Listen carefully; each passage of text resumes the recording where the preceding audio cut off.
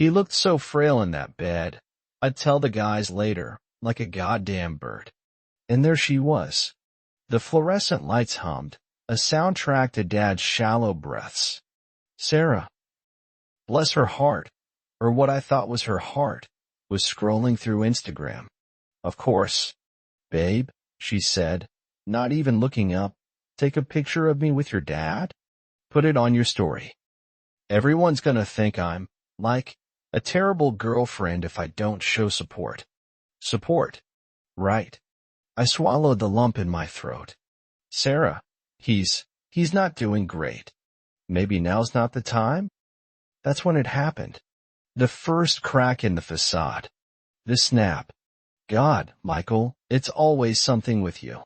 It's just a picture. Are you ashamed of me or something? Ashamed of her? Jesus. Back then, I was probably too proud. See, it hadn't always been like that. I met Sarah, Christ, it must have been 5 years ago, at a gallery opening.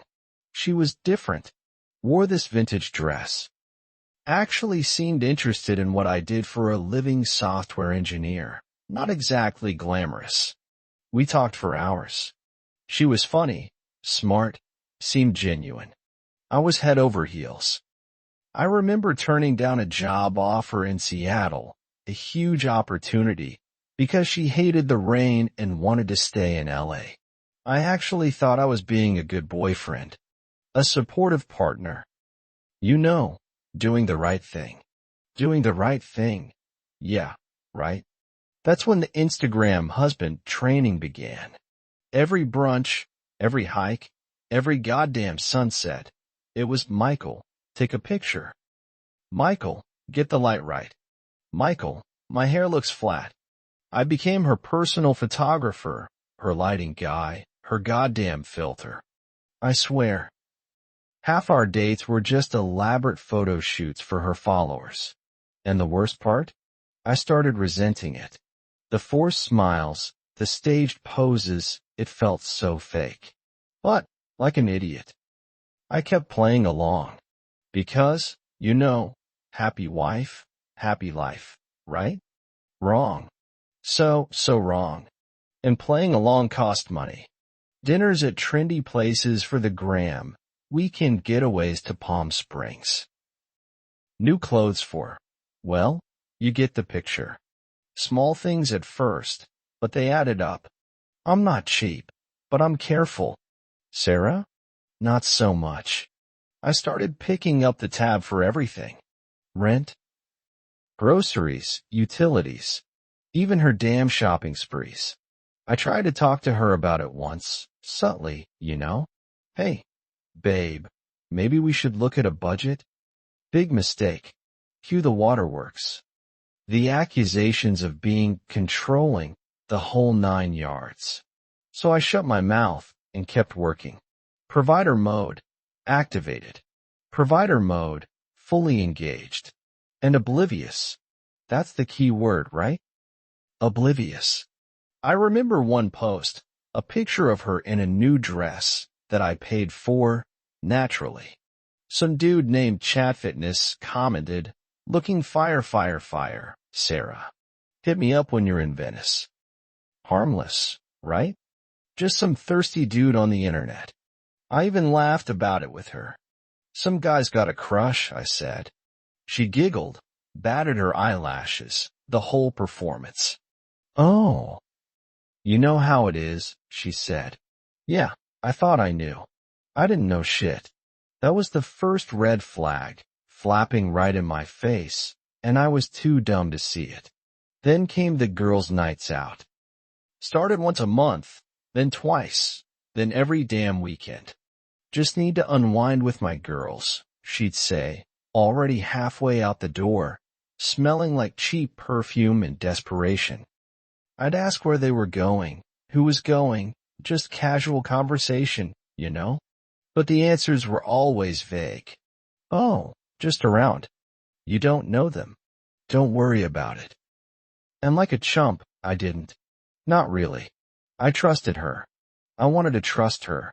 But the late nights, the blurry photos she did post, always strategically cropped. The way she smelled when she came home. It started to eat at me. And all this time, Dad was getting worse. The doctor calls became more frequent, the hospital visits longer. I was juggling work, taking care of him, and trying to keep Sarah happy, which was like trying to nail jelly to a wall. That day in the hospital, I'd been up for 36 hours straight. I hadn't showered. I was running on fumes and lukewarm coffee. And she had the audacity to ask me to stage a goddamn photo for Instagram? It wasn't just insensitive, it was a slap in the face. It was like she was completely detached from reality, living in some warped social media fantasy. We ended up arguing in the hospital parking lot. The harsh fluorescent lights reflecting off the windshield. "You're being ridiculous, Michael," she shrieked, her voice echoing in the sterile silence. "It's just a fucking picture. Why are you making such a big deal out of this? My dad is dying, Sarah. Can you not see that?" I yelled back, the frustration finally boiling over. That's when she dropped the bomb. "After everything I've done for you? After all the support I've given you? You're so ungrateful." Ungrateful. The word hung in the air like a toxic cloud. The entitlement was breathtaking. Ungrateful. The word echoed in my head, bouncing off the walls of my skull. It was like a record scratching, a glitch in the matrix. Was this the same woman I'd fallen in love with? The sweet, caring Sarah who'd worn vintage dresses and listened to my boring software stories? The cognitive dissonance was intense. I wanted to believe it was just stress, a momentary lapse in judgment. But deep down, a seed of doubt had been planted. Is this who she really is? The question lingered, a cold dread settling in my stomach. For the first time, I started to see the cracks in the facade. That night, after the argument, the doubt gnawed at me. I couldn't sleep. She was in the shower, the water pounding against the tile. Her phone was on the nightstand, face up. I knew I shouldn't. I knew it was wrong, but I couldn't help myself. I picked it up. It wasn't locked. Chad Fitness, his name was actually Chad, was right there in her recent messages. My heart hammered against my ribs. I clicked on the conversation, and there it was. Confirmation. My worst fears realized. The facade crumbled completely. Chad wasn't just some random dude. He was an ex. And the messages, explicit. Photos I don't even want to describe. Plans to reconnect during her girls' nights. Promises of what we used to have. The gut punch was physical. I literally doubled over, gasping for air. 5 years. 5 years I'd poured my heart and soul and my bank account into this relationship. 5 years I'd believed in her. And all along this. The betrayal was so complete, so blatant, it was almost comical. Almost. It was time for the waterworks to stop, and for some action to begin. She came out of the shower. All smiles and fresh-smelling lotion, like nothing was wrong. Like she hadn't just shattered my entire world. I confronted her, phone in hand. The reaction was textbook. Denial, at first. Those messages are old. He's just a friend. Then, when that didn't work, came the gaslighting. You're invading my privacy. You're so insecure. And finally, the blame shifting. You're never around. You don't pay enough attention to me. It was the classic toxic playbook, every page dog-eared and highlighted. At that moment, I knew it was truly over. There was no saving this. The narrative twisting was impressive. I'll give her that. Suddenly, I was the bad guy. You're so insecure, she repeated. You're always jealous. You're trying to control me. She actually tried to paint herself as the victim, the poor, neglected girlfriend who was just seeking a little attention. It was Oscar-worthy. And what was my crime? Caring for my dying father? working my ass off to pay for her lavish lifestyle, wanting a little honesty and respect in return. According to Sarah, that made me a controlling, insecure monster. And here's the kicker. Despite everything, despite the blatant betrayal, I actually considered trying to fix it. I know, right? What an idiot. We went to couples therapy. She cried, promised to change, swore she'd cut off contact with Chad. I wanted to believe her. I really did. So, I gave her another chance. A temporary truce was declared. But it was all a lie. The sessions were just a performance, a way to keep me hooked. She was just biding her time, waiting for the next girls' night to pounce. Another girls' night rolled around. Same routine. Vague explanations, a spritz of that cheap perfume, a kiss on the cheek that didn't reach her eyes. But this time, I wasn't buying it. I followed her. It wasn't hard. She went straight to a dive bar downtown. And there he was.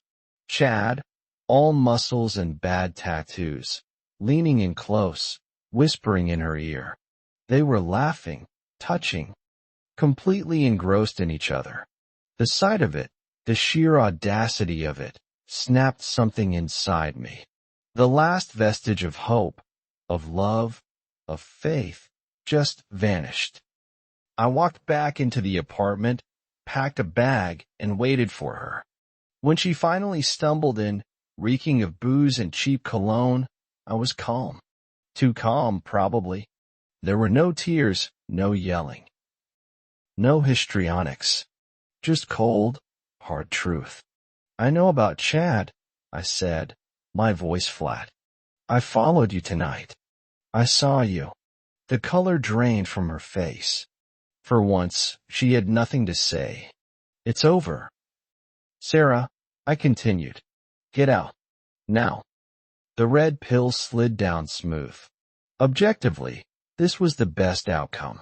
Objectively, this was the best outcome. But the feeling of violation, the sheer disrespect, it lingered. The next morning, while she was still nursing her hangover at Chad's place, I assume, I changed the locks. All of them. I canceled her credit cards, shut down her access to my accounts, and blocked her number. I took back control. It wasn't about revenge. It was about self-preservation. Cutting her out completely was the only way to heal. To move on, to reclaim my life. It was like performing an emergency amputation, brutal, but necessary. The silence that followed was deafening. Then, the phone started ringing. Friends. Wondering where she was, what happened. I kept it brief, just a few carefully chosen words. It's over. She cheated. The support I got from the guys, it was unexpected.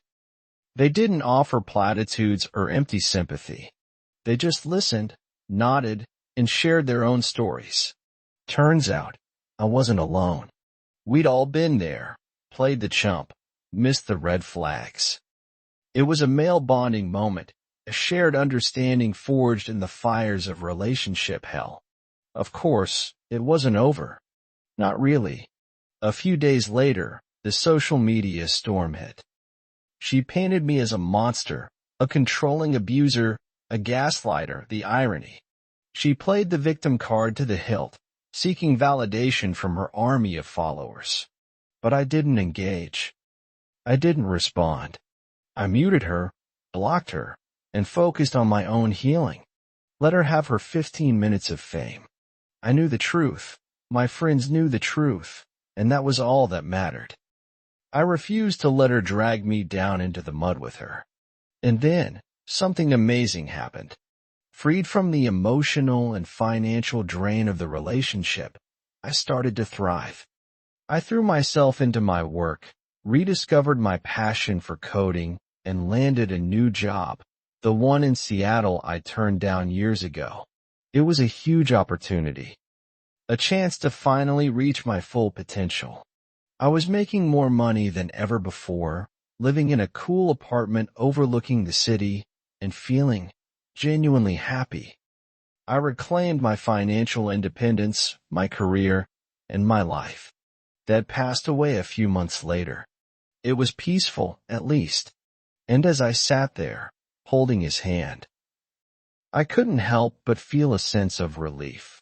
Not because he was gone, but because he never had to see what Sarah truly was. It was a bittersweet moment. A reminder of both the pain I'd endured and the bullet I'd dodged.